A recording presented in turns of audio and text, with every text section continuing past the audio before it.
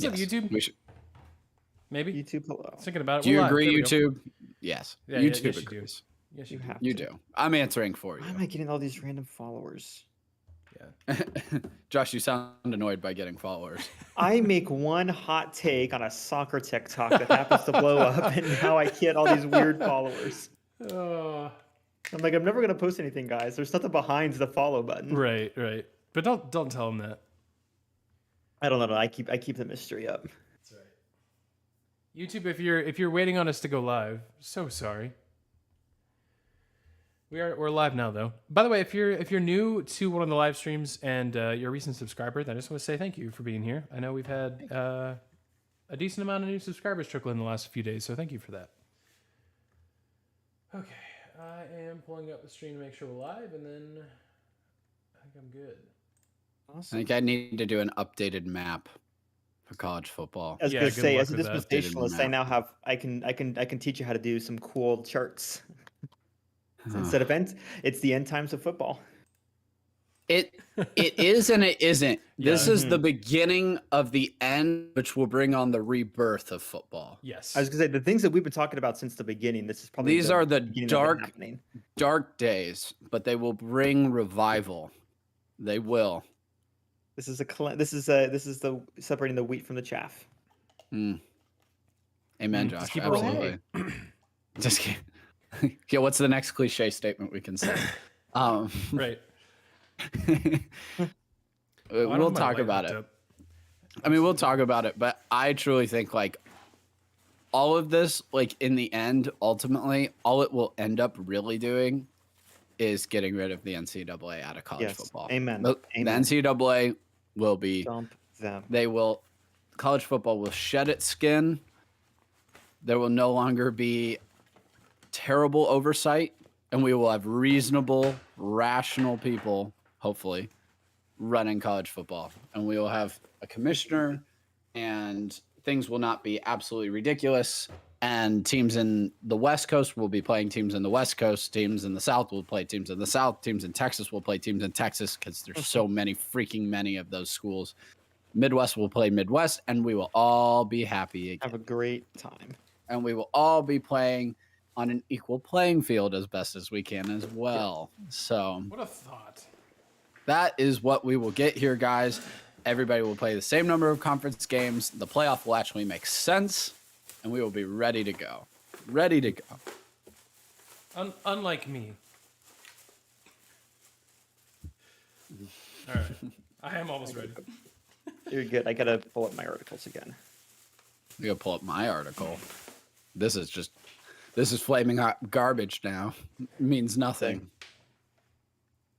The opposite is going to happen to the Pac-12. I have the incoming teams coming from the Mountain West. It's going to be the opposite. I'm gonna get rid of that. I don't think I need this tab anymore. I'm intrigued by the Big 12. I mean, that conference could be just wild, like just absolute bonkers. Like with those schools in there, like it'll be maybe the most interesting conference if they somehow got all 6 of them. Like what would that be for them? 18? That'd be 18 teams. Yeah. Like it would be an insane conference. And some of me just praise that there's an overlap with Texas and Oklahoma, that somehow there's 20 for 1 year and they're all playing together. I want that for 1 year, just 1 year of absolute madness in the Big 12. Oklahoma and Texas are still there. All the newcomers from the Pac-12 and the American are coming in, and BYU, and let's go. Like let's roll for a year. Like it'd be absolute craziness, but let's do it. For 1 year, we should have that. We should have that happen. I'm the ACC though. I'm waiting. I'm waiting Seriously. for the I'm waiting for the ACC to pick up SEC. Hawaii. The ACC. Gosh. That's my chaos theory. Oh no. Everyone's going to move over. Hawaii's going to be forgotten, and the ACC is going to be like, "Well, we need someone else." Hey, Hawaii. Oh my gosh. You want to? No. Like 20-hour round trip flights. Oh, Josh, I literally tried to put Hawaii, like I did everything I could to put Hawaii in the Pac-12 in my re-envisioning college football, and I couldn't do it because they're so bad. They fit, but they're so bad. Where are they now? Mountain West? Yeah. Yeah. It fits. It fits. It fits. Oh my gosh. Oh gosh. I'm looking at North Carolina. I think North Carolina and Miami are the two schools to look at in the ACC. Just wait. Yeah. Just wait. Something could happen. Nice. All right. I think I'm finally ready. So sorry that took me forever. It's all right. Aaron, did you also see that the Pac-12, Pac-12, Big 12 was also talking to Oregon and Washington? Yes, Just so I you did. know. Yes. Okay, cool. So, Yep. Let me get rid of Okay. that. I'm recording. I am. I am recording. We are recording. What a Recording crazy we are. thought. What a crazy Yes. world we live in. All right. Who's texting me at this hour? How dare they? That's How right. dare they? They're talking about wanting to get a pet cow for the apartment, and I want to move. Okay. Pet cow sounds fun. Yeah. Pet cow sound, yeah. Well, it's like it's like Tiger King. It's cute for like maybe a month or two, and then they get really big and scary, and they eat a lot more food than you expect. That's fair. Cows would eat a lot of food. Mm-hmm. I don't want to keep that much grass on hand. Oh my gosh. All right. That seems like a fitting way to talk about the Big Ten. Grass. Cows. Yeah. There it is. All right. I'll get us started. Welcome to the Fifth and Goal podcast. My name is Aaron. I am joined once again by my good friends, Josh and Jonny. Guys, it's good to be back with you. For us, it's been a couple weeks since we've recorded. I know for you guys, it's been only a week, but missed you guys. Good to be back. Josh, how was your week? Feels like it's been ages since we last talked. it really does. It feels like literally like 2 months ago I was just getting roasted for dressing exactly like my alma maters. Would expect me to. But doing great. Went and enjoyed all the DFW has to offer for the 4th of July weekends. We went to Arlington on Sunday, stayed in Dallas last night. Did not go to Fort Worth, and glad we didn't, because literally minutes into their firework display in Fort Worth, the grass nearby caught on fire, so they had to cut it short. Oh, dear. Oh. They literally, within a few minutes, grass everywhere caught on fire because it's been hot and dry down here, and That's too bad. You don't That's like so that. sad. Very sad. That's so sad. Yeah. Well, sorry to hear about hey- that, but glad your weekend was good Hey, overall. we didn't go, and hey, we didn't go, so Yeah. no loss for us. No loss for you. That's for them. good. That's good. Jonny, what's up, man? How are you doing? Oh, doing just fine. My 4th of July was also great. When the fireworks started going off, all the geese and ducks sprinted out of the lake, and we thought we were about to have a brawl on our hands. Oh, Those Canadians, they just don't celebrate the 4th like us. So right. those right. Canadian geese, they really did just like almost charge the whole wall of people, though, sitting right next to the lake to watch the 4th of July. So fireworks. So that was fun. They did hold off. So we didn't actually have a goose charge. I don't really know how to Charge. call that. That would have been interesting. I also broke my middle finger. So good, good content here for all you podcast listeners. As I But can hold my hand up confirm, in front of the us screen. the viewer, if you're on YouTube, you can also confirm that Yes. it is broken. Jonny does have a cast on his hand. And it's, We I'm love it so sure, much. because Jonny, I broke my middle finger in middle school or like early high school. And it's very awkward taking x-rays of it because you basically just have to flip off the nurse. And Yes. that's Yes, a little it is. unfortunate for them. But obviously not intentional, but that's just the reality Yes. of how that works. So anyways. I do have my pointer finger also tied to the middle finger. That's so helpful. That makes me feel a little bit better, but it still kind of feels wrong. It feels wrong. Yeah. Feels- So You went feels from like a flipping slow everybody version. off to just being very Italian all the time. very Italian. Yes. Very Italian. So we were water tubing. It was doing something fun. So, Yeah. it was all right. Everything's good. It was still worthwhile, but Yeah, it makes typing real fun. Yeah, I bet. we love that. Well, yeah, my week has been, or really 2 weeks have been good. Yeah, I was in Michigan for a while, hanging out with some family, some friends up there, and was there for the 4th as well, and that was a lot of fun. So I just got back. My wife and I bought a house a couple weeks ago, so that's like a big change. So if you're on YouTube watching us, my background is going to go from the office of this apartment to the office of the new house, and really it'll look basically the same. But if you're wondering in a couple weeks why there's a change of scenery, that's happening. So Yeah. I'll confess that I was like 15 minutes late to our recording because I got caught up in working on the house. And then I texted the guys like, oh, guys, sorry, I got caught up doing a house project. And that is I sounded so old in You're that moment. officially a I'm like father. 45. So, anyways, Leaky faucet, got to do the plumbing. that's right. This dang light won't turn on. Yeah. It's great. Yeah. So I'm officially old. So, anyways, guys, we have a lot to talk about. And quite frankly, we may talk about one subject. And by now, if you just have generally followed sports this week, or you're seeing the title of our episode, you already know what we're talking about. We are talking about the craziness in college football, this insane conference realignment. Jonny, we were sitting there. I think what day was it? Was it Saturday that this all came out, or was it Friday? No, it was Thursday. Oh, 'cause Thursday. Okay, it was that's the right. same day I broke my finger. Yeah. Because Jonny and I were trying to relax. We're trying to have this nice vacation. And then, for whatever reason, USC and UCLA thought that was the time to announce that they are leaving the Pac-12 for the Big Ten Conference in as early as inconsiderate. 2024. And that just got dropped in our laps. There wasn't really any warning. It sounded like they had basically a single conversation with the Big Ten, and apparently the two sides got together and felt well enough about it that they just did it.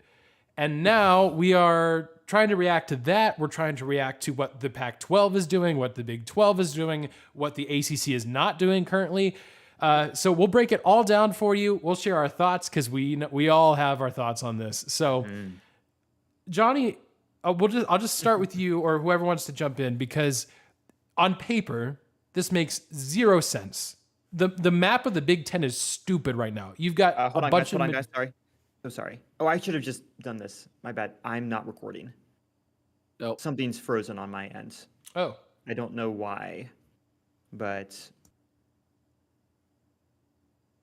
air opening sound. Yeah, Audacity crashed on me. oh, you're good. Give me a All second. right. I'm glad you noticed now. Yeah, I'm We're like, all Yeah, that's good. Well, and we can do some editing magic and just like re-record your part, and then we've already got Josh and I's figured out. Yes. Or sorry, not Josh. Jonny and I's figured out. That's so weird. I'm just gonna quit and reopen. What is going on? I can't. You're It's good. not even like. Yeah, the whole thing is like, the whole thing crashed on me. So, You're all good.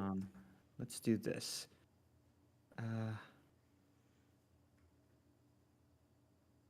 Yeah, had to cut that file out. Sorry. No, you're good. You're, No worries. You're good. But am glad I checked it. Yeah, that's good. So It's also nice to have a stream as a backup too.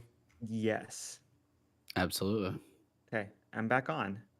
So I'll just keep an eye on it. Yeah. Are you Actually, good? I can literally. We don't even need to re-record it. I'll just take Oh, that. you just have you'll have the Yeah, I'll stream. just take that part from the stream. So that's Awesome. easy enough. So and I'll just keep an eye on this and make sure that we're good. So cool. Okay, sweet. Okay, so I'll backtrack just a little bit so that way I can cut. Just somewhere. tee me up. Yeah. I'll tee Jonny up. Or, Johnny, I was gonna say I or don't even know Josh. why I bothered because you'll go for 45 minutes without taking a breath. So Yeah, we'll have to share the love here a little bit. So, actually, Josh, I'll start with you about like the geography, because I feel like that's actually better that we talk about geography since we don't know what geography is. yes, So, I can pull up my globe. okay, sounds good. Okay, so we're trying to break this down, right? The Big Ten. Yes. Generally, Josh, we're famously horrible at geography, but even Yes. we know that generally the Big Ten is Midwest schools. They added Maryland, they added Rutgers a few years ago, so that kind of messed up the geography a little bit. But now the map of the Big Ten is stupid because it's all of those teams, and then it's two teams in California on the complete opposite end of the country. So apparently, this shows that who cares about geography? Geography's dead. Geography doesn't. Hey, see, Johnny, geography doesn't exist anymore. Morocco can be wherever it wants to be. Okay. That's right. Oh my gosh. I mean, it's No, and crazy. It's insane, and this is the initial comment, positive, negative, otherwise. Like the Big Ten has, as demonstrated by the Maryland Rutgers additions. Nebraska made sense. Nebraska's still Midwest. They're still power. You know, the attempts to get Notre Dame if and whenever they come, like that's still a Midwest-based school. Like regionally, all of those schools make sense. Maryland Rutgers was clearly a market grab. Yep. If they were going for talent, if they were going for prestige, as far as like anything like that. Maryland and Rutgers. Sorry, guys, you're not the prestigious ones on the East Coast that people normally would think of. Not horrible. There are worse schools, I'm sure, but it was clearly a market decision. Clearly trying to get that New York market. And so, in one sense, now to be fair, it is different.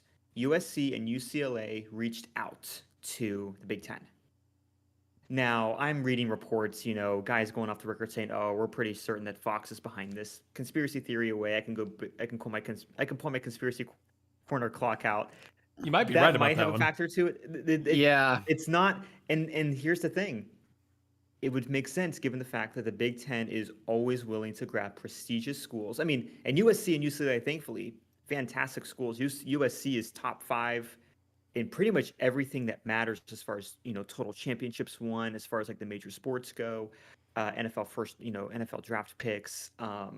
Can't wait to see those hockey teams. Hockey teams are going to be fantastic. California is known for its hockey. Listen, it's more hockey teams for the Midwest to beat up on. More teams for Minnesota to validate itself with. Yeah, there you go. And we'll get into this more in detail, I'm sure, and this will be the core thing.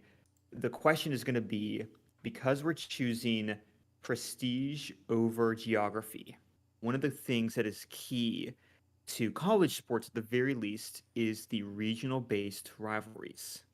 And so one of the things like Ohio State, Michigan is what it is because of the geography of how close, it's only a few hours relatively from each other. The reason that all of these little, rivalries, I'm trying to think of just like all the Big Ten ones. There's literally so many that they play, as many as they can every year. They have these little wooden trophies or whatever. Like there's passion behind that. It is from a market perspective, from a television standpoint, it is very good to throw Ohio State, USC, Michigan, UCLA for basketball. Oh my gosh, that's going to be a good game. But like beyond the ratings, beyond the prestige, the guaranteeing the prestige of something like that, like there's not going to be a built-in animosity. And it sounds weird to say you want to have like, you're not like you want to make enemies, but like rivalries are inherent to sports. Like, and a lot of it is based on the regional, at least for college. Proximity. Proximity matters. I was actually pulling up this article, pulling up a thing from a West Virginia fan, and they, West Virginia has gone through the ringer. Yeah, and so you have like, when you move to a bigger market, like they haven't played Pitt, in really forever. Like they'll play every now and then, but that rivalry that was really, essential to who they were every year is not really there anymore. And that's on the extreme other end. For our end, it's like Ohio State will play USC and UCLA, and we'll have this cool, like a Rose Bowl will be a very consistent thing now of just us going over, a Big Ten schools going over. They've been going over more consistently anyway, but it'll really be a thing. They'll have, they'll name it something, the pre-Rose Bowl or whatever.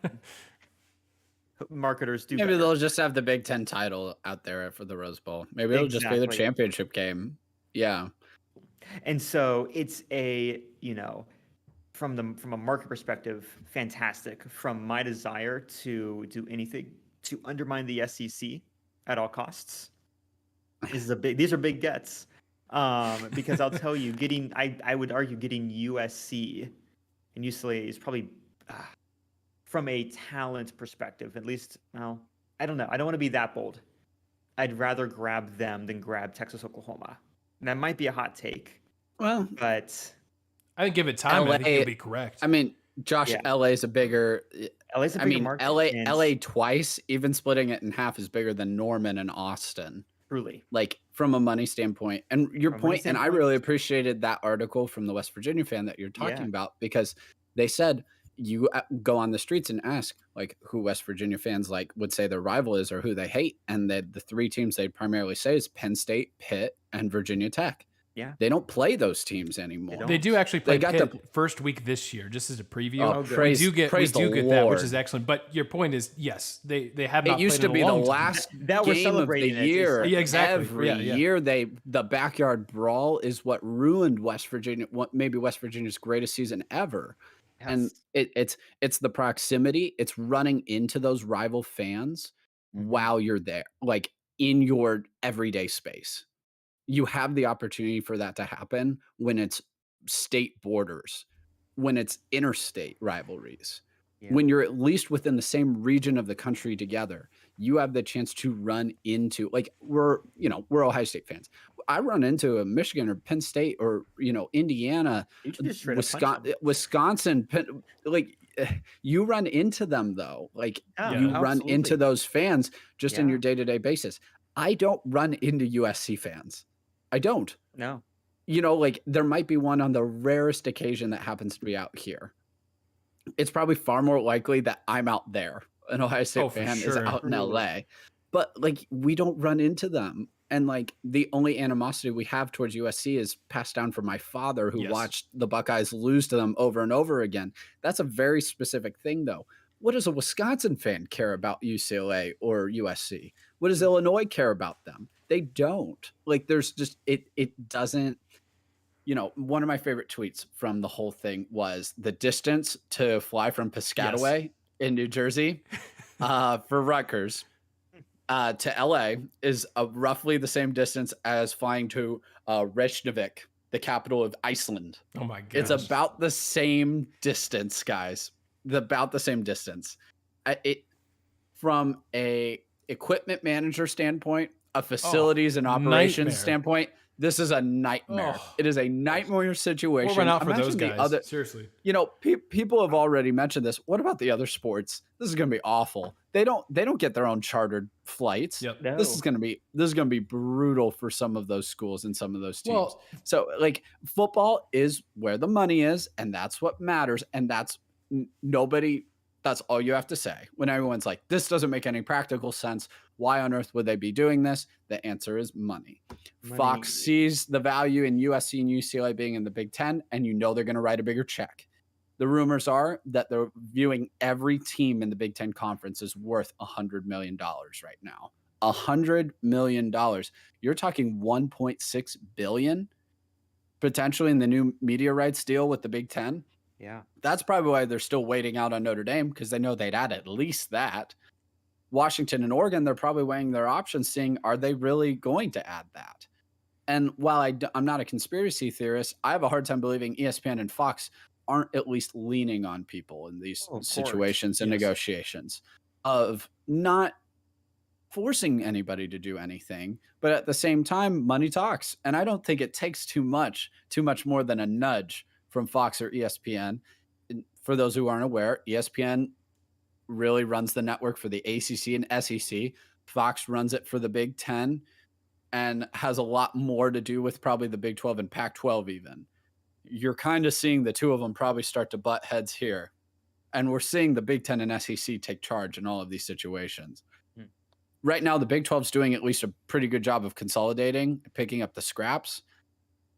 But we'll see what keeps happening as we go. It's been madness the last few days. Wasn't it? I was expecting a really slow week, and that is not what happened. That is not what happened. And Johnny, I don't think it's a conspiracy theory because we have proof, essentially. No. Because today, as we're recording on a Tuesday evening, the Pac-12 basically has this emergency meeting where they're like, guys, we're figuring out our media rights deal right now. We're giving ESPN, we're giving Fox 30 days. If we do not come up with a deal, by then it's open to just everybody. So it's a panic move that was necessary on the Pac-12's behalf because we're hearing reports that obviously USC, UCLA are gone. But guys, we're hearing reports that Arizona State, Utah, Colorado, Oregon, and Washington, guys, they're all being courted by the Big 12. Which would give the Big 12... They're meeting with them. Yeah, they're meeting with them, which if that works, the Big 12 would have 18 teams. Guys, I want to kind of bring it back to something we heard from Hembo last week, where he says, enjoy sports as a kid because it will never be the same. And my goodness, this week gave us a perfect example of that. Because guys, I'm here to tell you, college football, as we have known it for at least in my lifetime, the last 25 years, that college football is dead. It is dead. And there's You get it for like one more year, one or two more years. And there's some sadness in that because I love the regional rivalries. I love the fact that there's multiple conferences that have legitimate shots at a playoff. There's so many things about current college football that I love. And that's dying and will be dead by the end of next year. And while I can mourn some of the things of like that I grew up watching, like, just in my childhood, like Texas, Oklahoma and in the Big 12 and USC and UCLA in the Pac-12 and some of those teams in the past, that's all dead. But guys, in place of the dead college football is the rebirth of college football. Here's college football 2.0, and it's going to be different. And frankly, some things will be better. I think you are on a week-to-week basis going to have more really, really good games. You already get a lot in college football, but there are some weeks where you're like, there's one or two games that make a difference, and then the rest is kind of You get those weeks, right? The second to last week of the season where the SEC and ACC are all playing their FCS schools before they play their big rival, that's kind of going to go away. Mm-hmm. But now we're entering into this discussion of some of these conferences dying. The Pac-12 is on the brink of that, potentially. And so you're now moving into this phase where you have a 20-team mega conferences, but there's some good news and some bad news. The bad news is, for me, I love the 4-team playoff. I think it's great. I think it's I've said it many times, I don't think it's a perfect system, but I think it's the best system. And that's going to need to change. I will change my position on that because you're going to have potentially 4 teams in a single conference that deserve to be there. Yeah. And they're playing, and the competition level will potentially be vastly different, even more than it is now. So that's going to need to change. I think an 8-team playoff probably fits that mold the best, but we can have that conversation once we're actually to this phase where we got 20-team conferences. But that's happening. But the good news is, guys, and I think this is kind of where we can turn this conversation, is the death of old college football also means the death of the NCAA controlling football. And that could be a big victory out of all of this. Could be a big victory. A worthy sacrifice. Yes. So I think that's super interesting because I don't know. It's gonna feel way more like the NFL than I think people are realizing. Yeah. And I love college football for what, and like, I'm not as big of an NFL guy as I am college football. So that part of me is sad, but I'm also excited for what college football could look like. It's not going to feel the same. This started with Texas and Oklahoma, right? Like, this is their fault. It's not. Yeah, they started it, but obviously it was continuing. And this was the direction that college football was going to go. Perhaps Oklahoma and Texas sped it up. Perhaps USC and UCLA sped it up. It was always going this direction. NIL was leading college football to this direction, and we just maybe arrived at it a couple years earlier than maybe any of us thought. Yeah, I think the timeline for us, we could see the writing. I mean, you could even see the writing on the wall as far back as, like, I believe ESPN owns, ESPN and Fox respectively own 70 to 80% of the SEC and then the Big Ten's like TV rights, give or take. And that's been pretty standard for quite a few years at this point. I think Big Ten much longer, and they have their own network and all of that. SEC pretty much just sold themselves to ESPN. But like, I think we've seen now, like, there's been, when you realize it's business, when you see that there is a market for people to watch this and that there is money to be made, you're going to take advantage of that. And not in like a bad way, take advantage, just like capitalize on it. And that's, the guys who are talking about,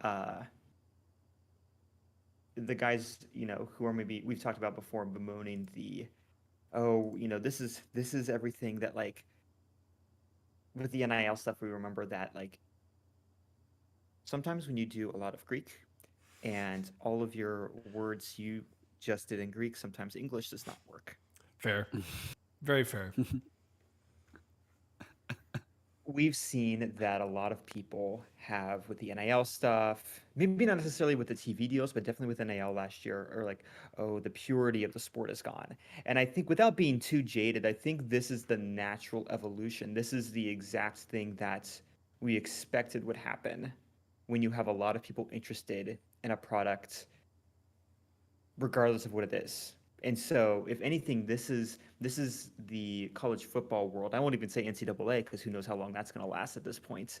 Um, this is them being honest with what's going on, and I'd rather honesty and like transparency. Like, listen, yeah, these are students, but this is also a business.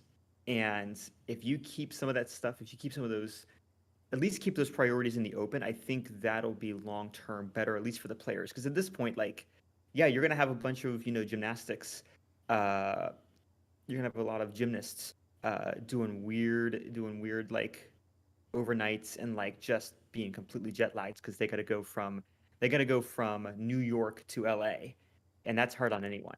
Yeah. But at the very least, keeping some of the stuff in the open, I think will keep any of those issues that will come up, will keep them in the forefront as well. And so I'd rather not pretend that these are student athletes and they're volunteers and they're doing it for the love of the game. Like they are, but let's be real. And when it comes time to talk about benefits and protecting the players, we can go from it from that perspective versus trying to pretend like this is some love of the game stuff, and it's not. That might be a little too jaded, might be a little too hot of a take, but No, I like it. I think it's fair. Like, we just talked about just proximity breeds rivalry. yeah. And so it's going to be kind of hard in some senses for like that rivalry to continue with a lot of schools. But I wouldn't also even be so sure that this is a long-term thing. That's also Guys, a good I point. think I think there's a realistic shot here where all of this just builds up. It's going to be the Big Ten and SEC. It's only a matter of time before, the SEC and Big Ten cannibalize the ACCs too. At some point, Notre Dame's going to have to make a choice also. They're going to have to make a choice. Especially, I think it's going to take the ACC probably imploding for Notre Dame to make that choice. Then there's going to be some schools who are left out, which I think is a very interesting situation that will get left in. Right now, it looks like Cal and Stanford are absolutely left out. It looks like Washington State and Oregon State, are absolutely left out of the picture. Like, let's look at the ACC schools, guys. Like, Wake Forest isn't going anywhere. Nobody's taking Wake Forest. Nobody's probably Boston College, that's up in the air. I'm not sure. Duke is a basketball program, but football's the one moving the needle. What's going to happen with them? Georgia Tech's an excellent school, but they're terrible at the sports that matter. It's going to be real interesting to see. And I know Georgia Tech's in Atlanta, but you might really just go try to grab Clemson instead. They have a massive fan base and they're close enough to Atlanta. So you're going to have these haves and have-nots even within these major conferences still. The Big 12's interesting because they're kind of just grabbing up the rest of the scraps and saying, come along, you guys, we'll take care of you. Come join our band. That's just, trying to regroup everybody else. I think there's a very realistic situation here. It's just a matter of time. You'll have the two major mega conferences. Once they split off from the NCAA, which will happen, it's a matter of time. I think there could be a lot of reorganization under whatever that new organization is, whatever that new league is. And it could look very similar, to, Aaron, what you said, the NFL. You have the NFC and AFC. It could be the SEC and Big Ten. Maybe they even change the names. But you could have your two conferences and they end up playing each other in the national title game. It could look very similar. You reorganize those conferences into divisions that makes sense in a regional outlook, which makes sense in a rivalry outlook. And it might not look exactly like what we had before with those rivalries. But I think it's very realistic that could get put back together. You have equal revenue sharing amongst all teams within the league. So then nobody's trying to jump ship because we're all sharing from the same pot. That's why the NFL doesn't have teams from the AFC trying to jump ship to the NFC because they're under the same television rights deal. It just is a matter of them getting out from underneath the thumb of the NCAA and being able to negotiate in that standpoint. That's for everybody who's like, why is this happening? It's all about television rights deals, mismanagement from certain conferences, and excellent management from others. You guys say it started with Oklahoma and Texas. It started with Nebraska. Jumping ship to the Big Ten. It started with the implosion of the Big East and the ACC consolidating some of those schools.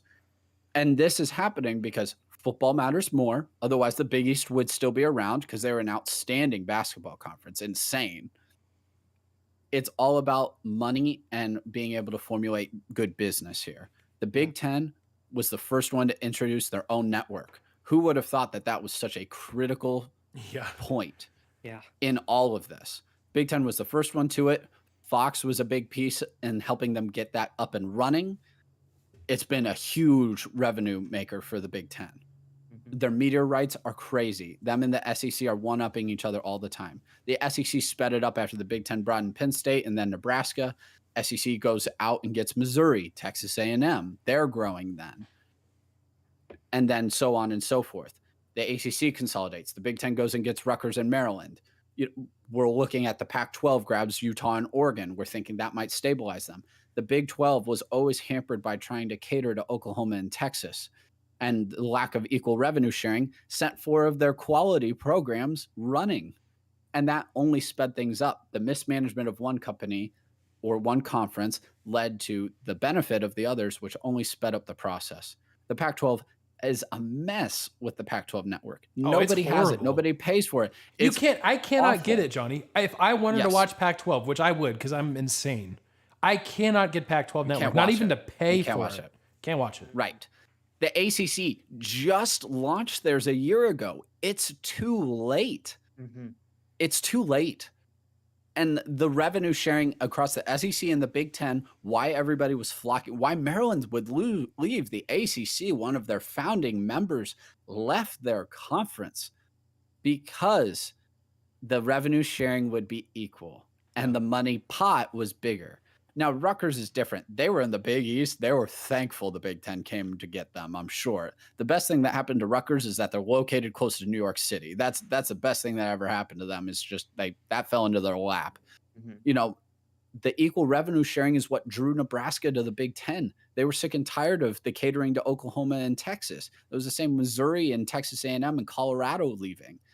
The Big 12 seems to have perhaps learned from that mistake too late, unfortunately, with Texas and Oklahoma leaving. The Pac-12 never figured it out. And the Pac-12 has its own set of issues, but they never figured it out. The SEC and Big Ten have been run well from a business standpoint this whole time, and the other conferences haven't. And unfortunately, the football field is secondary to that. It matters because that's why they want some of these teams. But the football field's actually secondary to the business, and that's why expansion and conference realignment's happening. Yeah, a quick note about the NCAA, because I said the NCAA will die. And that's true in the sense of FBS, or maybe that'll even get split into 2 divisions. The highest level of college football, the NCAA will quote unquote die in terms of them being the governing body over that, because the NCAA will still presumably run the FCS, maybe even some of the smaller group of 5 conferences like the American, the MAC. The NCAA may still be governing over those, and Division II, Division III, college basketball. Like the NCAA itself is not dying, but in terms of their stranglehold on college football, that's becoming less and less of a stranglehold, and we can now see that the NCAA may not be the people in charge at the top level of college football, which, again, I think is a good thing. The NCAA does a lot of good for Division II and Division III, and all of those different smaller schools, because I feel like we give them crap a lot on this show. And granted, they deserve it, but we should probably throw it out there that they generally do a pretty good job of just thousands of colleges, thousands of universities. But they kind of blew their chance at making a really, really good college football product in the sense of some of the things that we're talking about here. So, right. And part of it's not even their fault. The same organization should not be running the small little Division III school that has 800 total people at their school, and gigantic Ohio State that's like 40,000 people, you know, UCF that's like 40,000.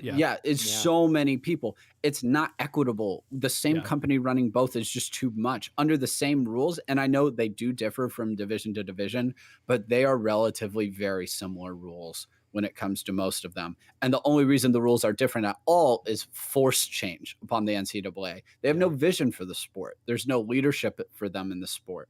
Like, and I wouldn't be surprised if you saw them separate in football and maybe even basketball shortly after.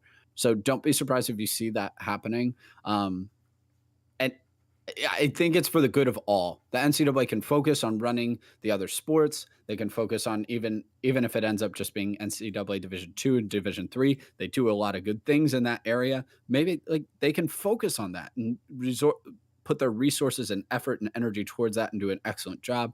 Different organization can run football now. Yep. But I am interested. What would you guys like? What's your speculation though? Like, what's the next bomb? You know, Aaron, you mentioned that those teams are talking to the Big 12 from the Pac-12. Do you think all of them go?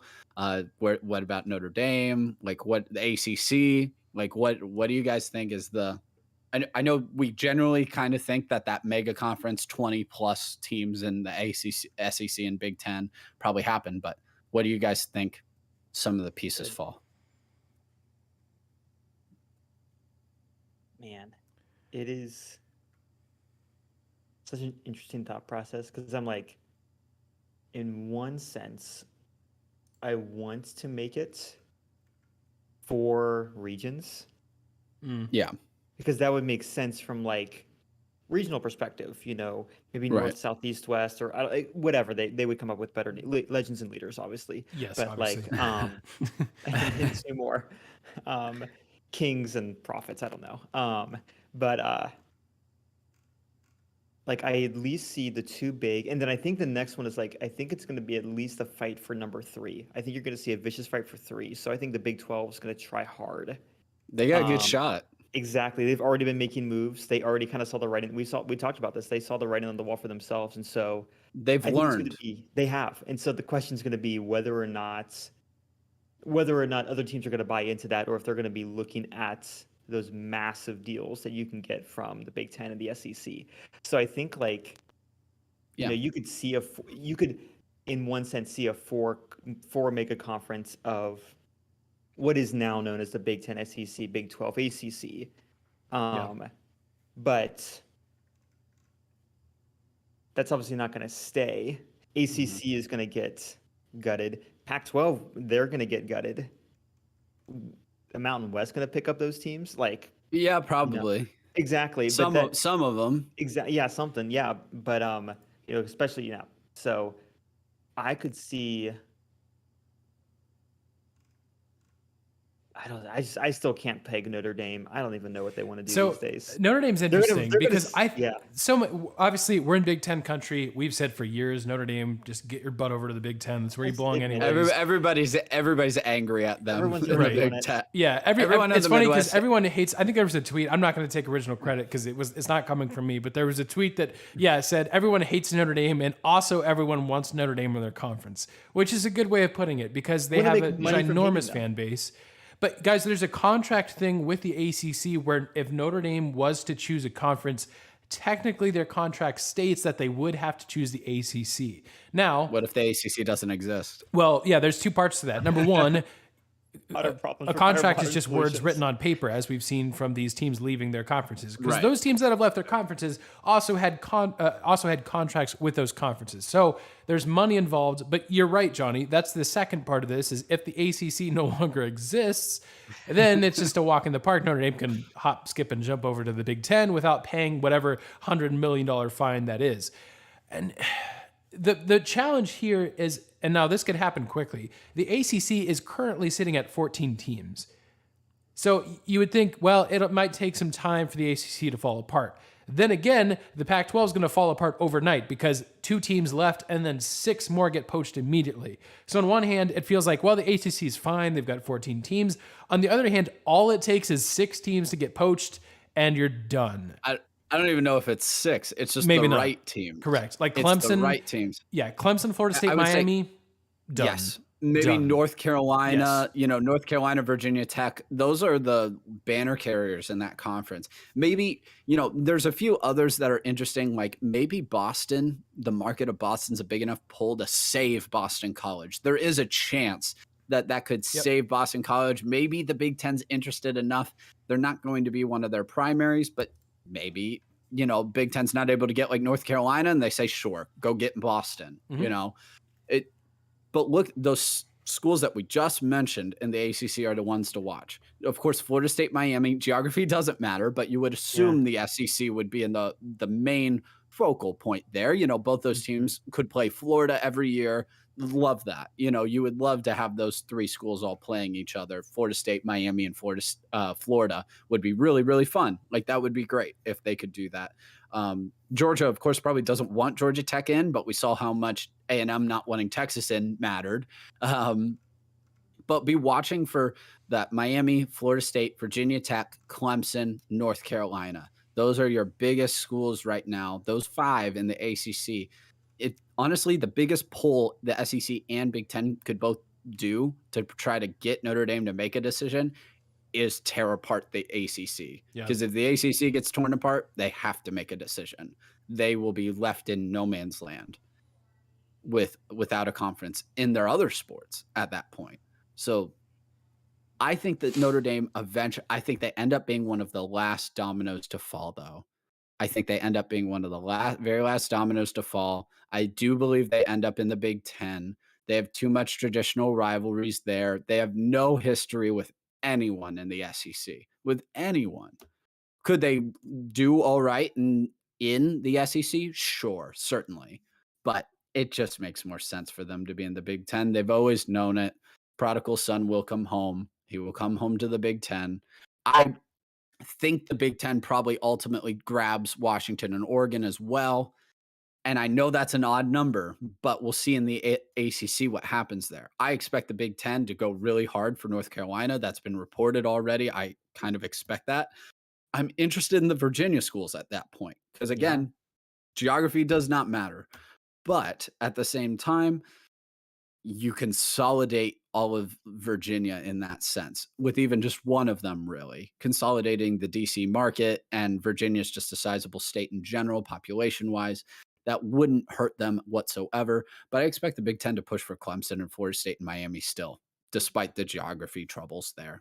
Again, this is an NFL model. It's not college sports. Geography anymore. is dead. Geography is dead. Also, I kind of expect that. Thank you for saying this, Johnny. We've been saying this for years. Yeah, that's right. That's right. So, I know, again, football is driving this, as we've mentioned, but gosh, if the Big Ten lands some of those schools like in Notre Dame, in North Carolina, Big Ten basketball, are you kidding me? I was gonna say, like, oh right my now, gosh. I was gonna say, and I think that's the one thing that, like, again, as someone who wants the SEC to die a slow and painful death at any cost, like, we got 2 sports. I mean, I realize every now and then they're okay in basketball, but like overall, the history and prestige, like, Big Ten's got them, especially if we can get some of those ACC schools. We just need to win a championship, sometime. If we had won a championship sometime in the last 25 years. But Aaron, if they get North Carolina and Duke, they've won plenty in the last 25 years. Well, that's a good point. That's how you're right, Johnny. That's how to work that system. When you can buy them. People tell you can't buy championships. Yeah. False. Bet. You've never been in college athletics. By the way, speaking of championships, with the departure of USC, UCLA, without those 2 teams alone, oh no, how bad's the Pac-12 now? the Pac-12 has won a total of 1 championship in football. 1. Can we name who it's for? Oh yeah, let's see. I don't know if I can. It's not. I know it's not Oregon. My guess is Cal. Maybe Stanford. Actually, no, it's Washington. Is it Washington? Is it Washington? I think they shared a championship. Oh. Hold on. I think Time they to Google, shared everybody. one with Michigan, if I'm right. Maybe I'm wrong, but I thought they shared. Did Washington share?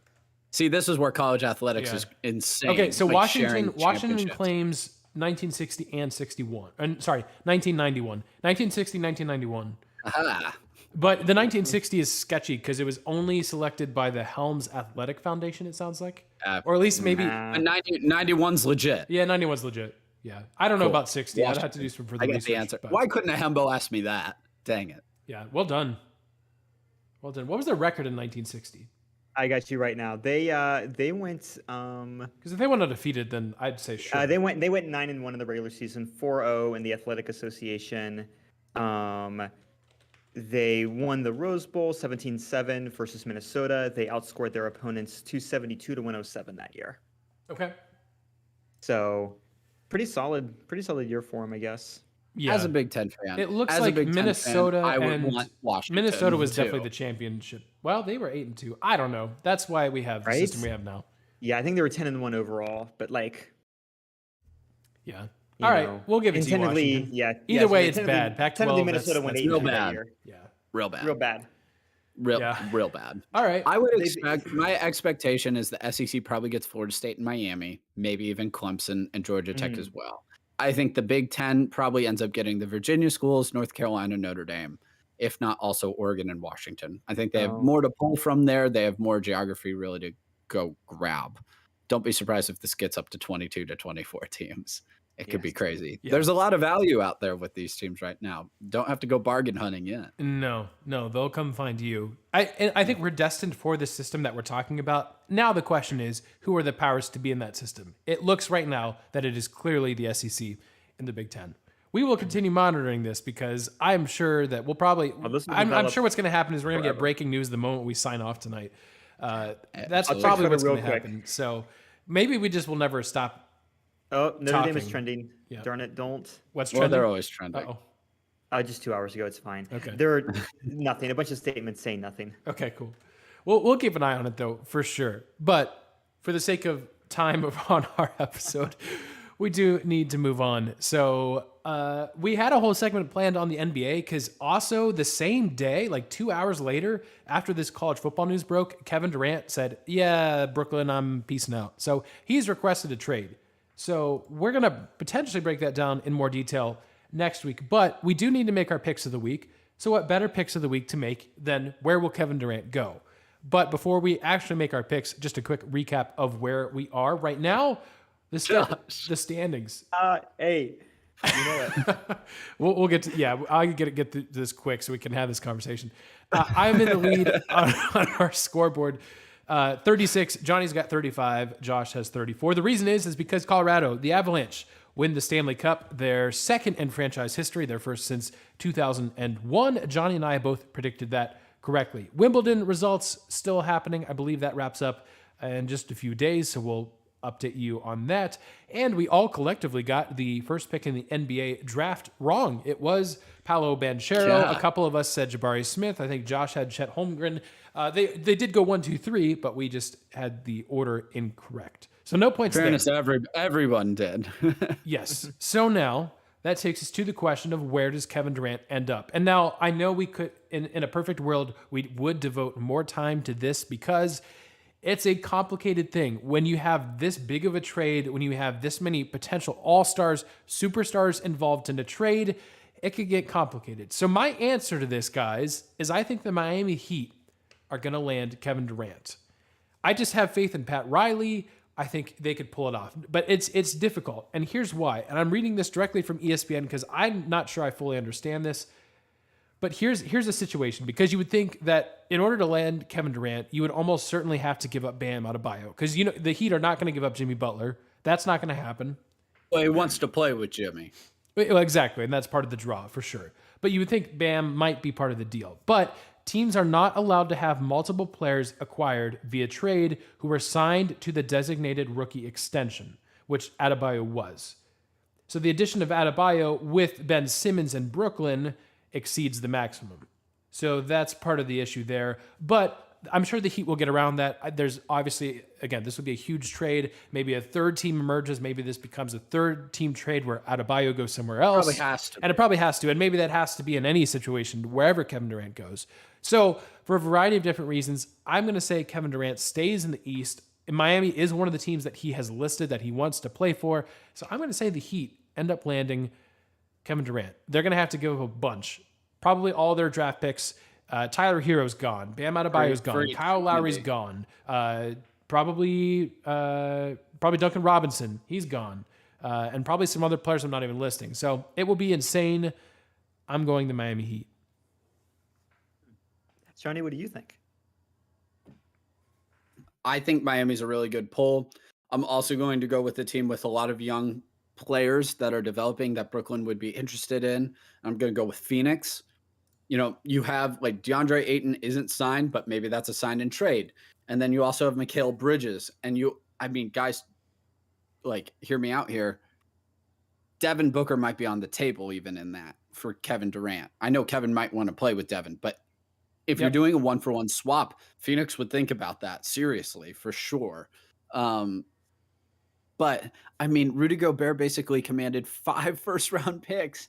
I cannot believe what Minnesota gave up. Utah fleeced them for Rudy Gobert. Yeah. I mean, that's an all-time bad trade. I am sorry. It's bad. Rudy's a great rim protector. He's nothing on offense. It's up a cleanup man. I mean, and sure, that's great. So now that Towns doesn't have to play center, I guess. Was it worth 5 first-round picks? No, it was not. It wasn't even close to worth that contract and the first-round picks. So good luck with that, Minnesota. You might win a first-round series, but that won't end up going well and aging well for you guys. But anyway, back to Phoenix. Phoenix would have to give up like 8 first-round picks at that point. Like, that Rudy Gobert trade really hurt everybody trying to get Kevin Durant because they're like, crap. They're like, they could get that much for Rudy? We better get the farm and then some when it comes to Kevin Durant. And believe me, Brooklyn is not going to get left out of a trade again like they did from Boston a few years ago. They're going to get everything they possibly can for Kevin and Kyrie if they can. Kyrie's another aspect of this. Is he going to be included in the trades, or are they going to try to do separate trades? Kyrie going to the Lakers. What's going on there? Does this somehow they all end up staying in Brooklyn because they can't find the right trade? Or do they both get shipped out and Ben Simmons is all alone? That sounds funny too. I'm up for any and all possibilities in this. I'm kind of just cackling a little bit at how awful this Brooklyn scenario and project was, because I kind of said it from the beginning and I'm never that correct on anything, and I should have given it a guarantee, but they were just as dramatic and awful as I expected. So I am actually relatively pleased at the demise of the project. So good luck to all involved, and be careful what you wish for when you're trading for Kyrie or Kevin.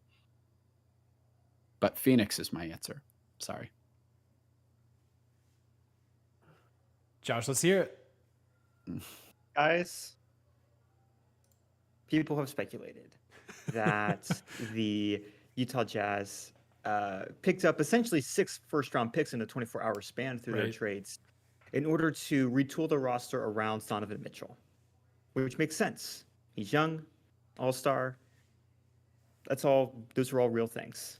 But what if they're just building? Ooh. One of the things about getting rid of Gobert, he was one of their more expensive players. You now have room in the budgets, and you have some picks. You have 6 first-round picks to play with, to just give away if you would like, as part of maybe a trade and a big sign, some extra cap money. So I think that it is time for KD to return to the West in the weirdest way possible. And he is going to the beautiful land of Utah. Yes. Josh, I swear, if Kevin Durant ends up in Utah, like, I get 10. Just Johnny and I are get fired. 10 points. Josh is just running the show solo at that point. I get 10 points. You know what? I'll get at least for my part, I'll give you the 10 points. Yeah, I will too. If he goes to Utah, you can have him. Yes. You get 10 points, Josh. Agreed. I have 0 issue with that. That's like saying he's going to OKC. You know, if one of us had the guts to put that down, I'd give them 10 points too. Yes. I mean, OKC has the most first-round picks. Why not? They have the most draft capital to do it. You guys remember me? Man. No hard feelings, right? So it sounds like this is stalled, but there was even reports that like Kevin Durant was interested in going to Golden State again, and Golden State was apparently like, "Oh yeah, sure, go." What the heck? Why would you want Kevin Durant? Now that's going to sound really dumb, but just bear with me for a second. Why would you want Kevin Durant? If he blow up all of it. Yeah, exactly. If you blow up the young core of Jordan Poole, I think they did lose Gary Payton the second to Portland, so that's actually kind of a bummer. But Jonathan Kuminga, like all these guys that you think are going to be the future, because eventually there will be a day where the big 3 is they're old and they're not winning anymore. It's hard to imagine because of what they just did. But Golden State won without Kevin Durant twice on multiple occasions. Yes, Kevin Durant is still a top 5 player in the NBA. He is the reason why Golden State has 2 of their titles and LeBron has 2 fewer than he does, because we all know how that went. There's no doubt in my mind that LeBron wins a couple more series without Kevin Durant on the Golden State Warriors. But that being said, I have no idea why Golden State would consider blowing everything up to add Kevin Durant, who has not been able to win without the help of Steph Curry, Klay Thompson, Draymond Green. Or stay healthy. Or stay healthy. Or stay healthy. And Aaron, you're absolutely right, because they have a natural ascendancy right now. Yeah. They have a plan. And that took really, like, honestly, it took 2 years of being bad. Yeah, relatively short amount of time, though, in reality. Yes. But 2 years of being bad, and you're back, and you have this plan, and you're ready to go. But you're right, that's all gone. Moody's gone, Kuminga's gone, Wiseman's gone, Poole is gone. They would demand all 4 of them probably in this trade. Maybe for money sense, you have to also take Wiggins just to make the money work. That's awful. You lost all your depth. They're all gone. You're an injury away from awfulness. And maybe the Warriors were just playing the media, which is what I truly think it was. And they're like, well, yeah, sure. Of course we'd think about taking Kevin back, because they don't want any bad blood or to be dramatic about it. And by saying, yes, we're interested, it was worth a day's worth of news and not 2 weeks worth of news. By saying we don't want him, it was better for everybody in that sense. But Kevin's a mercenary. He works well. He's honestly starting to look at that Kawhi Leonard model. He could be the best player on your team, but he can't be the leader. It doesn't work. It does not work. And part of that's just, I'm sorry, like he is starting to get more hurt. He's getting older. And it's the thing with Kyrie. Like Kyrie can be like like your second best, maybe even your best player, but you have to have someone there to control him. And LeBron is the only one who I've seen be able to control Kyrie. He's the only one. And that's like not even me just saying that as a LeBron fan. It's just true. Just the truth. Yeah. That's just the truth. And until I see somebody else do it, that's the fact of the matter. I think that's why the Lakers are being talked about, because they're like, well, the Lakers could at least feel like, well, LeBron can keep them in check enough. Nobody else can feel that way with Kyrie. I don't understand why the Warriors would really be that interested in reality. And in reality, I don't think they are. I think they're very happy with where they're at. Yeah. I think it's a good point you bring up about potentially that was the best way to handle it publicly from a PR perspective. And that's an interesting point. The other thing too, and I'm not trying to bash Kevin Durant because he's a fantastic basketball player, but there's not a single franchise in the NBA that loves Kevin Durant. The Warriors fans are appreciative of Kevin Durant. I don't think they love him. They won 3 titles without him. They don't love him. They love Steph. They love Steph. They love Draymond. They love Klay. Heck, I think they probably love even like Jordan Poole more, And there's nothing. He's theirs. Because he's theirs. They borrowed Kevin Durant for a couple years. He won him a couple titles. Fantastic. Again, those are titles that they would not have gotten. But there is not a single franchise in the NBA that loves Kevin Durant. And oof. I could name one. Potentially. Everybody who hates LeBron. You're going to say Utah? Yes, I was going to say Utah. Oh, I'm so excited for you to get those 10 points if that happens. Oh my gosh. So much fun. Oh my gosh. All right. This is my most chaotic pick in a long time. So I like it. At least since the last couple weeks. At least in the past 2 weeks. All right, sweet. Well, we do need to move on. I'm sure this episode's going long, so it is time for what we're following. Guys, I'll kick us off. I've got a sports-related thing and a bit of a rant, and I know that people are just shocked by that, right? So, NFL, known for playing their games on Thanksgiving. Every Thanksgiving, I get to watch my Lions usually get beat, and a lot of times it's by the Bears, whatever. But that's a tradition, right? It's been a tradition for many, many years. The NFL plays on Thanksgiving. I know not as many people pay attention to this, but I love watching the NBA on Christmas Day. That's kind of just a tradition that I love. There's 5 games. They're really good matchups. The NBA has done a really good job of catering the schedule on Christmas Day to, there's games that start at noon and they last all the way to like 12:30 Eastern time, midnight, And then we get to July 4th, which in theory should be Major League Baseball's day. It should be their holiday to broadcast their best games And instead, the Nathan's hot dog eating contest becomes more of a spectacle. Now, I don't actually like watching the hot dog spectacle. It was a great year for the Nathan's It was hot the great, dog. yeah, it was a great year. That's not anything against the Nathan's hot dog eating contest. I mean, Joey Chestnut's up there winning his 15th title, shoving 60 hot dogs down while basically putting a protester that was like running up on stage where he's not supposed to be in a chokehold. Protester, and then won by 20. I mean, dang. Like, there's a good reason why that's popular. But if you are Major League Baseball, how are you not putting maybe all of the teams should play. I don't know. But how are you not highlighting? No, they had all but 2 teams played. And the Yankees were not one of the teams that played. That's insanity to not have the New York Yankees playing to not have them playing on July 4th. That's insanity, especially this year, how good they are.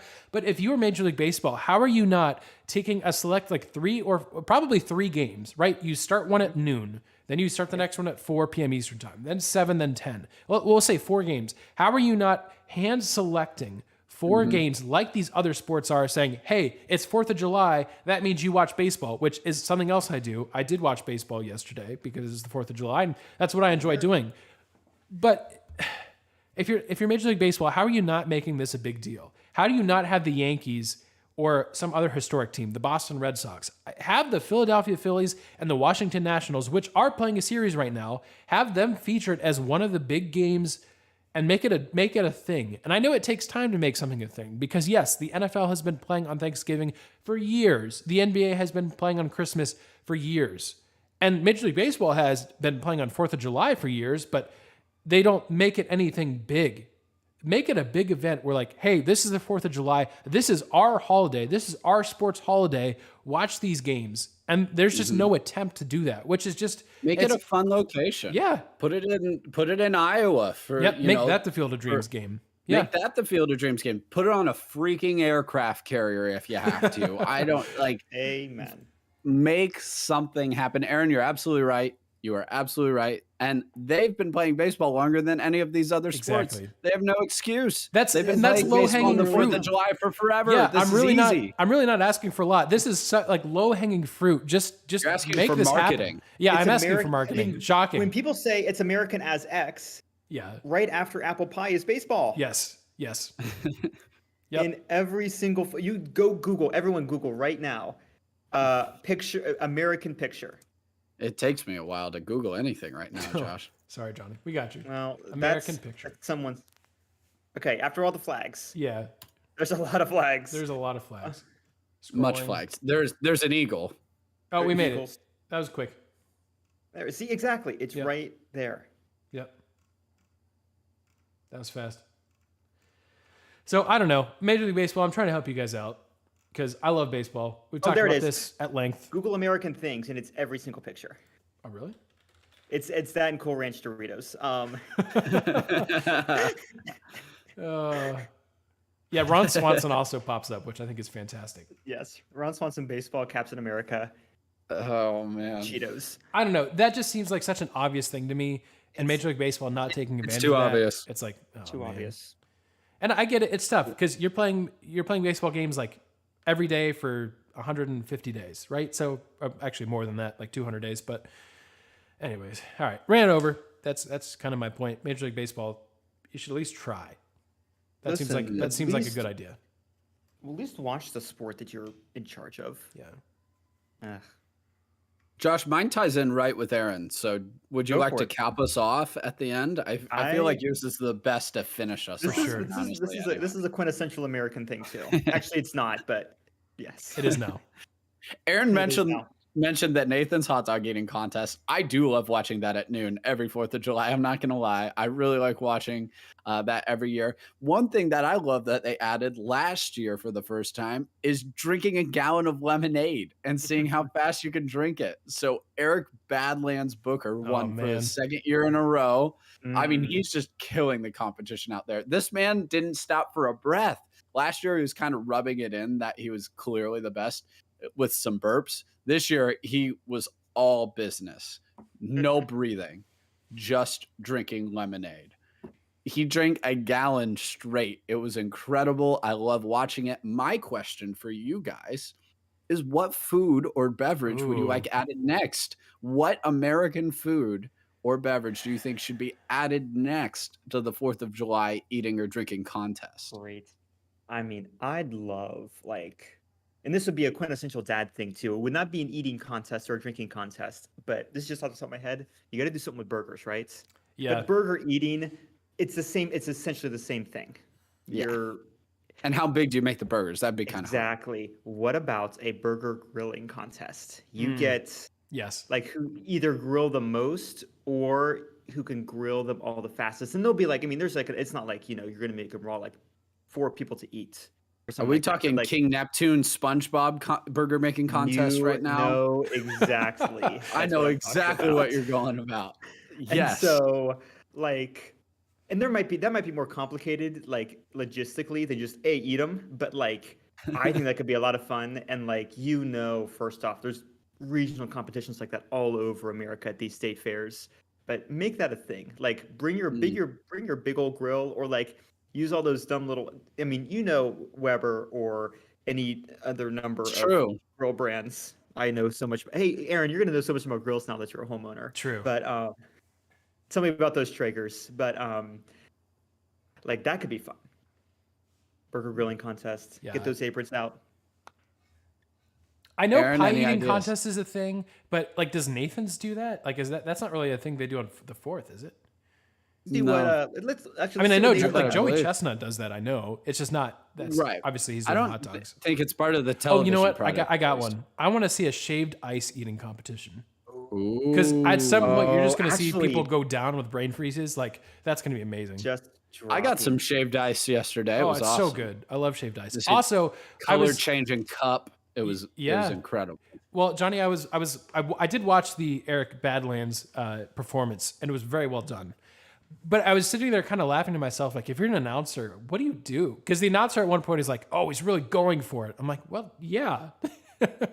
Like, as opposed to You are trying to win. yeah, Man, I'm this not saying competitor's the announcer competitive. did a great job. Like, he was very energetic, very into it, helped the overall experience tremendously. But I was like, that's a tough gig. As someone that does some broadcasting here and there, like has done some soccer, baseball, basketball, whatever, that's pretty. I shouldn't say easy, but it's relatively straightforward. Like, there's plenty of things to talk about.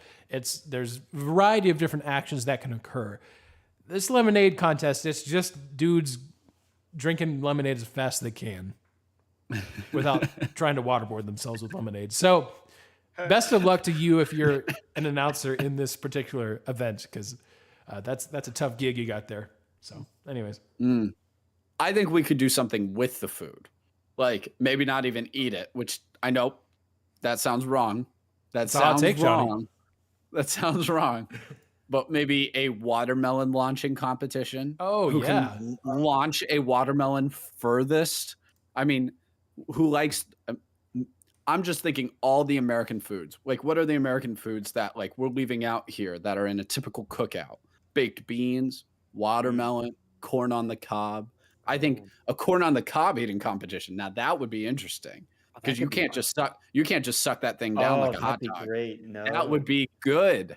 I'd like to see a lot of varying techniques with the corn on the cob. That's a good Do idea. you like? Are you gonna cut it off real quick, or are you just gonna try to nibble on that thing real quick? How much of the corn do you have to eat for it to count? I was gonna say, Not like some of those chicken wings that I see on Twitter sometimes. Of, gosh. hey, I Demolish demolished these. this. There's You licked one- them. That's what you Straight to did. jail. One bite. Straight to jail. Straight to jail. Chicken wings. I'm sure that is a real competition. Yeah, it I'd is. honestly like to see chicken wings as a competition. That would be great too. Lots of ideas. I think we need to expand and grow this. Good But- thinking, Johnny. Way to revolutionize the sport. Yes. Josh, I think we'll, after me just, people chugging and eating as much food as they possibly can, I think we should do something talk about something a little more dignified. The Would you finer like things to, in life. Dignify the finer things in life. And I'm glad you brought that point up specifically because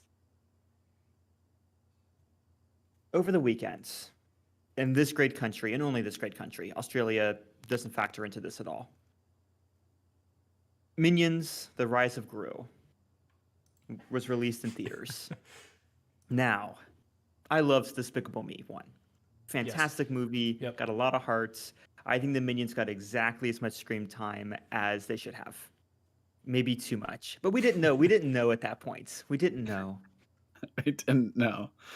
And then those little Tic Tacs became so popular that whoever is producing this, the actual devil, is like, we can make more money off of these little guys than ever possible. So they already made the Minions origin movie, which I think I actually watched that at your house, Aaron. I think we watched that together. Oh, did we really? I think it's either that or we watched the Penguins movie. Probably all the above, to be honest. Probably with you. both. Yeah. Honestly, Penguins movie fantastic. But the sequel came out to the Minions spin-off series, The Rise of Gru. They're in New York City. Gru's ready to make a name for himself in the world of crime. The Minions have a history of crime, helping expertise. It's all going down. We're ready to go. Wait, is this the third Minions movie? Regardless, I'll take your word for I whatever hope you say, not. Josh. I don't. I'm confusing everything because at this point it's There's all 3 Minions. Despicable Me's, I think, It's- and I think it's the it's like- it's second like- Minions movie. I think If I Three have that Despicable right. I think Me's. I'm right. It's like this is the Despicable Me, the Skywalker saga, and then these are like this is like if they made Rogue 2, like this is the sequel to this. Oh my gosh. But guys, the internet loves this movie, maybe more than they loved Morbius. And Oh, actually, no. demonstrably more than they loved Morbius because it cleared its budget the first opening weekend, made like 225 million internationally. But it was the theaters were filled. It started in Australia, but picked up all over the world.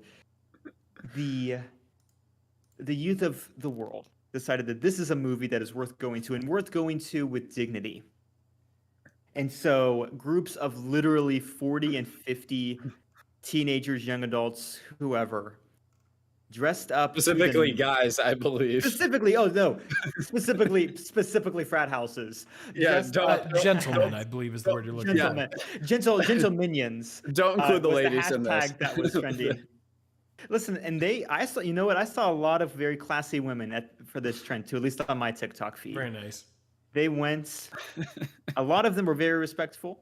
They just, would go and buy literally 50 and 60 tickets and go watch Minions and clap at the ends, as you should. It's a very dignified movie, I've heard.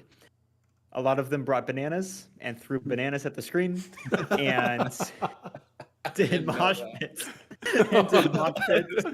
Oh, in jeez. the front of the theater. And so the UK and Australia, certain regions bans the movie and bans large groups of teens from going to see the movie. The movie. Guys, you got to stop.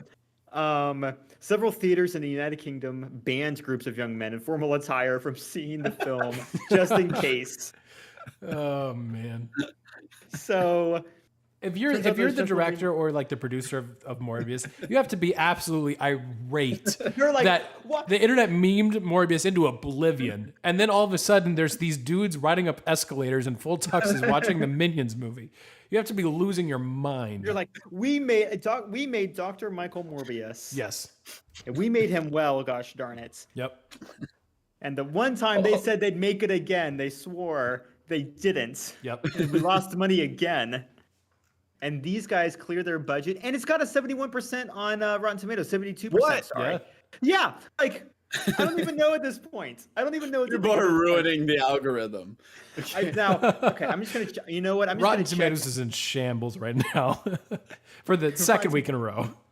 Let's see what the critic score is. I need to know what the. It's 73% critical review, 139 reviews, 91% audience score from 2,500 reviews. So yeah, it's, honestly, 91%. I don't even know. I don't even know anymore. No. So you know what? Screw it. Go watch the movie. See if it's good. I don't even know anymore. Nothing's real. The see producers it. have to have no way of understanding what this generation likes in a movie. Steve Carell's like, why is this my most successful career move ever?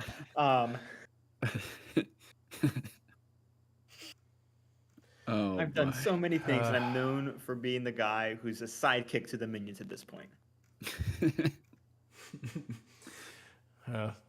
He doesn't even do the Groove voice live. Like, I don't even know how he feels about this. I think it's just like He signed the kind of did in contract. that one Office episode on accident. He did. I just watched that episode. I'm trying to remember what character.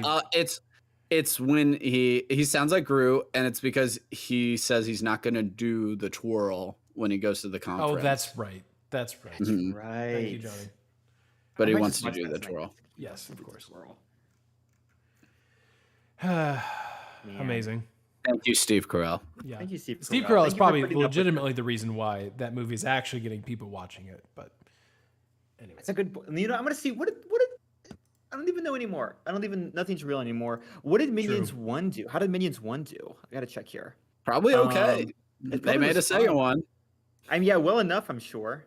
yeah. It made 1.1 billion. What is? Oh my even- gosh. I don't understand that. Was Minions good? Have I gaslighted I myself mean- into thinking it was bad? Like, is it good? It actually wasn't No, the it got a worst 50 thing it got I've a ever 50 seen. It got a 55%. Okay, so Okay. it was Yeah, fine. but Josh, that's not the worst thing I've. Yeah, 55 Morbius- isn't like compared to Morbius, which can't even clear. Yeah. it. I saw it. I remember I saw it, and I was like, "This is not good," but I've seen much worse. Oh, I've seen so much worse. I've paid more for worse. Yeah. Kevin, if you're out there, I love you, but the rest of them are the worst. Yeah. Yeah, Morbius is at 16%. Yeah, you know those Oh, producers are gosh. like, what are we even doing with our lives?